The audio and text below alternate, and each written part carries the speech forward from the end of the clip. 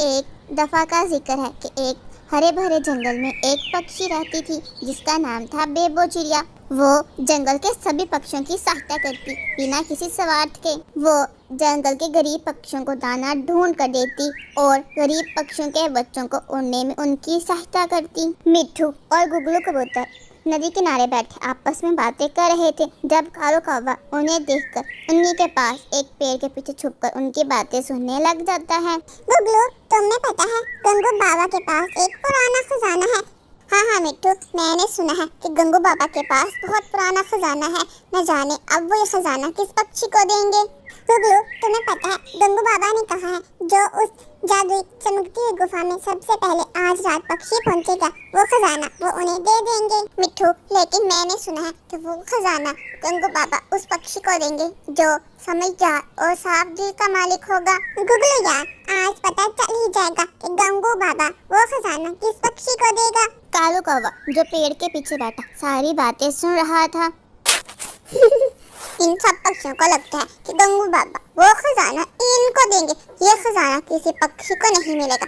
जब इस जंगल में कालू कौवा रहता है तो वो खजाना मेरा ही होगा। ऐसा कहकर कालू कौवा वहाँ से चला जाता है। उसी पेड़ के ऊपर बैठी हुई बेबो चिड़िया कालू कौवे की सारी बातें सुन लेती है। मुझे आज ही गंगू बाबा से मिलना होगा। मुझे सच का राज पता करना ही होगा। ये कौन सा खजाना है जिसके कारण जंगल के सभी पक्षी एक दूसरे के खिलाफ होते जा रहे हैं। जंगल में रात हो जाती है। जंगल के सभी पक्षी गंगू बाबा की उस जादुई गुफा की तरफ जाने लगते हैं। जंगल के सभी पक्षी गंगू बाबा के उस जादुई गुफा के अंदर पहुंच जाते हैं। गंगू बाबा, देखो हम सब पक्षी बड़ी मेहनत से आपकी इस जादुई गुफा तक पहुंच गए हैं। अब आप ये बताइए वो खजाना किस पक्षी का हो। अगर ऐसा है तो इस गुफा में सबसे पहले मैं आया हूँ। इस तरह ये खजाना मेरा होगा। गंगू बाबा, अब आप ये बताइए वो खजाना कहाँ है। गंगू बाबा, मेरा एक सवाल है। अगर वो खजाना मिल गया और जंगल में नफरत फैल गई तो उस खजाने का क्या फायदा। बेबो, अब वो समय आ गया है कि उस राज से पर्दा उठाया जाए।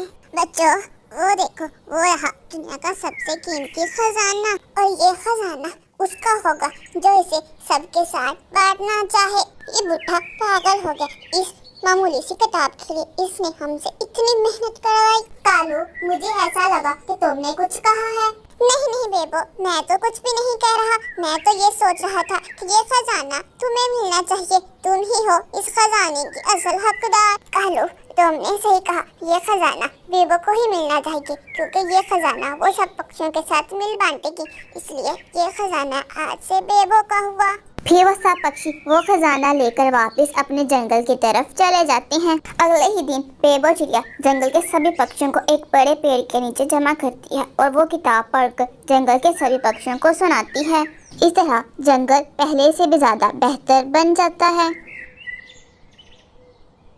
सब्सक्राइब फॉर मोर जंगल कहानियाँ।